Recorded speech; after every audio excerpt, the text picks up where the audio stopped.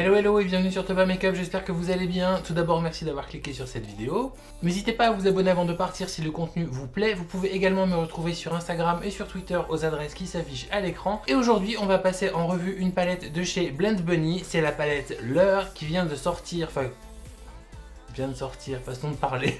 Moi je suis un petit peu en retard sur mes vidéos, vous l'avez remarqué. Et donc il s'agit de cette palette qui est sur le thème marin et on va commencer tout de suite. J'ai déjà préparé mon teint, j'ai déjà préparé ma paupière avec ma base P. Louise et la poudre et on va pouvoir attaquer tout de suite. Donc je vais pas vous faire des A et des O, la palette je l'ai déjà essayée, ça fait quelques temps que je l'ai maintenant, elle ressemble à ceci. Voici quelques exemples des looks que j'ai déjà réalisés avec cette palette et aujourd'hui je pense qu'on va se concentrer sur ces deux colonnes, peut-être celle-ci, je sais pas, j'hésite entre celle-ci et celle-ci en fait, pour réaliser un petit look avec et vous montrer un peu comment les fards de chez Blend Bunny se travaillent, à savoir qu'ils se travaillent très bien. Petite entorse à la palette, j'ai pris l'habitude récemment de commencer mes bases de fards avec des liquid lipsticks. Je le fais avec des liquid lipsticks de chez Jeffree Star Cosmetics.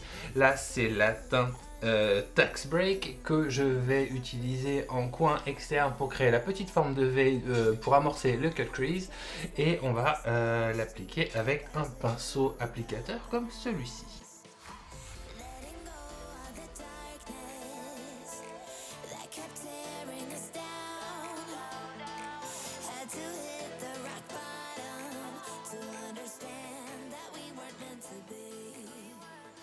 Voilà, donc une fois que j'ai cette forme, je vais la poursuivre sur le ras de cils inférieur avec un pinceau plat comme celui-ci. Ça m'évitera d'en mettre partout.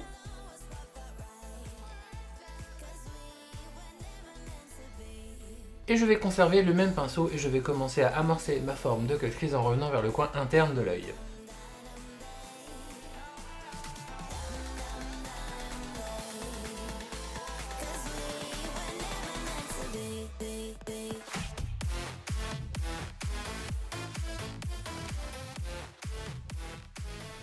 Donc je commence doucement, hein, puisque toute cette étape finalement c'est une étape de croquis avant qu'on revienne retravailler toutes ces formes avec des fards. Donc dans un premier temps on y va mollo, ça sert à rien de mettre plein de matière, même si en soi ce sont des produits qui se suffisent à eux seuls. Mais là le but c'est pas de tester les liquid lipsticks, c'est bien de tester la palette. Voilà, donc j'ai à peu près ce que je voulais en termes de croquis. Maintenant on va pouvoir attaquer avec les fards. Et on va commencer avec ce marron foncé qui s'appelle Pirate's Life, que je vais appliquer avec le même pinceau applicateur qui m'a servi au tout début.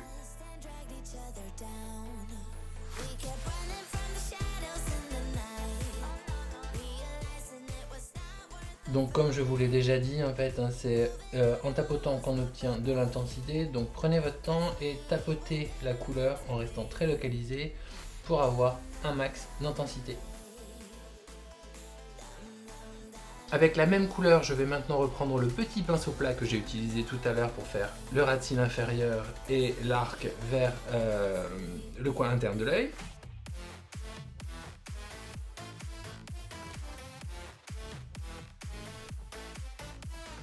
Donc là on est quand même, je pense que ça se voit, on est sur une pigmentation qui est très efficace.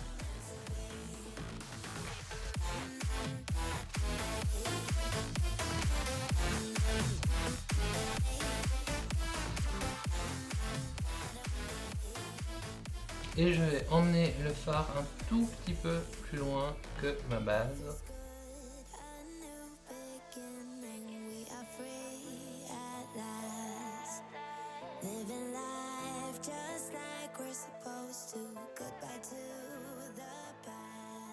Une fois qu'on a réalisé cette étape, on va pouvoir dégrader cette forme avec cette teinte qui est Storm Ahead.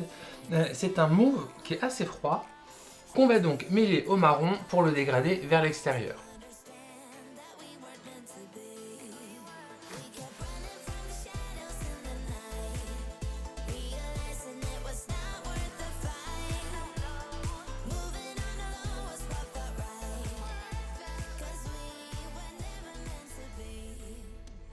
Et on ramène tranquillement le mélange vers le coin interne en faisant une jolie forme, un joli arc de cercle.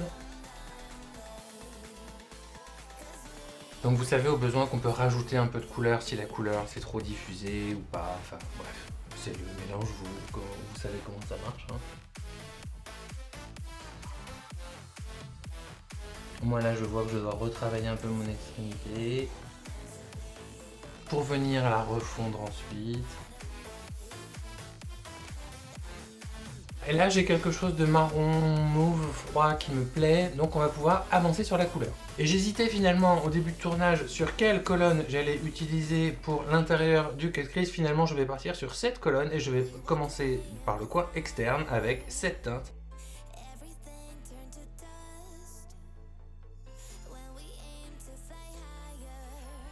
Alors je ne sais pas si vous avez vu ma vidéo top 5, mais d'ailleurs si vous ne l'avez pas vue, je vous invite à aller la regarder. Et en fait je vous parle de cette marque Blend Bunny, donc qui est une marque qui est basée aux États-Unis et qui en termes de résultats offre vraiment des choses qui sont très impressionnantes. Enfin, moi je suis absolument bluffé par la qualité des fards, par la manière qu'ils ont de se travailler. Je trouve vraiment que c'est une excellente marque. Il faut absolument que vous y jetiez un œil en 2023, sinon vous passez vraiment à côté de quelque chose.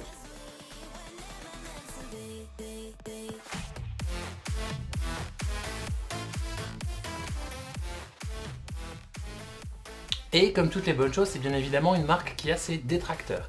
Alors moi j'ai pu lire en ligne que c'était des produits qui étaient poudreux. Alors Big Scoop en fait, les fards à paupières c'est de la poudre. Que c'était chuteux, là encore, Big Scoop, si ça vous fait des chutes, c'est qu'il y a trop de matière sur le pinceau. C'est pour ça que vous me voyez systématiquement tapoter le mien, pour éviter d'avoir des chutes sur le teint. On peut procéder autrement et faire ses yeux et le teint ensuite. Moi c'est pas comme ça que je fais, moi je fais toujours le teint avant, c'est une habitude que j'ai, je dis pas qu'une méthode est meilleure que l'autre.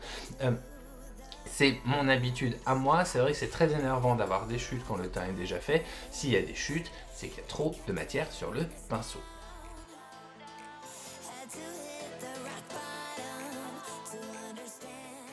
Selon moi, l'autre point très positif de ces palettes, c'est la manière dont elles sont construites. En termes de color story, on est sur des color story qui sont donc cohérentes, certes, mais on a aussi des colonnes qui fonctionnent à elles seules. Et ça c'est super, puisqu'en fait vous pouvez vous dire aujourd'hui je me maquille avec telle colonne, l'harmonie de couleur est déjà réalisée pour vous. Donc c'est maintenant qu'on va créer le dégradé. Pour ça on va utiliser la teinte qui est juste au-dessus qui s'appelle Sea Nymph, qu'on va déposer précisément à l'aide d'un pinceau applicateur.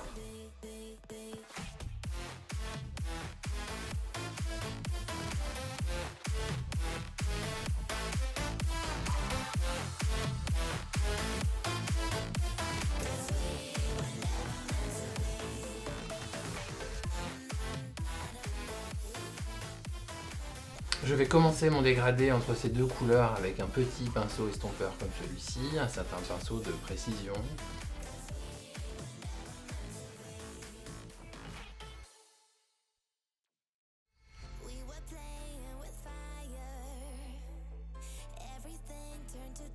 Et pour le coin interne, je vais poursuivre avec ce bleu clair qui s'appelle Lost at Sea.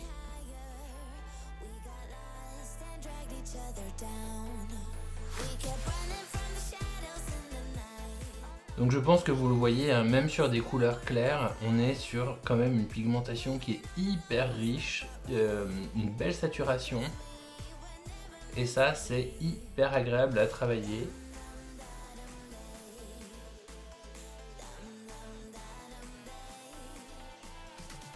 Voilà, je vais retravailler un petit peu mon dégradé de couleur en tapotant un peu de la couleur intermédiaire entre les deux, là. Et on ne va pas se priver d'utiliser un lumineux, pour ça on va utiliser la teinte In a Bottle qui est celle-ci.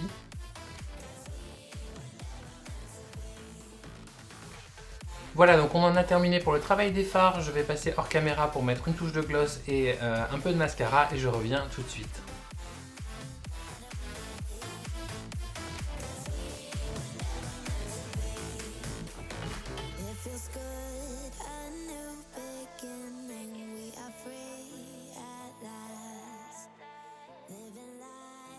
Et me revoici donc avec le look terminé, donc j'espère qu'il vous plaît. Moi je dois avouer que je suis très content de ce que j'ai réalisé avec cette palette, donc c'est la Leur de chez Blend Bunny Cosmetics. Je vous ai déjà plus ou moins dit dans la vidéo ce que j'en pensais, c'est une marque qui fait partie de mon top 5. C'est une marque que je vous conseille absolument d'essayer puisqu'elle permet quand même des rendus qui sont hallucinants avec des pigmentations, des saturations de couleurs, des color stories qui sont hyper intéressantes. Donc en 2 mots, si vous devez essayer une marque cette année, c'est celle-ci. Si cette vidéo vous a plu, n'hésitez pas à la liker, la commenter, la partager. Vous pouvez me dire en commentaire ce que vous en avez pensé également. Si le cœur vous en dit, vous pouvez également me retrouver sur Instagram et Twitter aux adresses qui s'affichent à l'écran, ça n'a pas changé. Et vous pouvez également me retrouver sur un groupe Facebook qui s'appelle Toba Makeup. C'est comme le port salut, c'est marqué dessus. Cette vidéo est maintenant terminée, me reste à vous dire de prendre bien soin de vous et de vos proches. Attention au porte-monnaie quand même. Salut!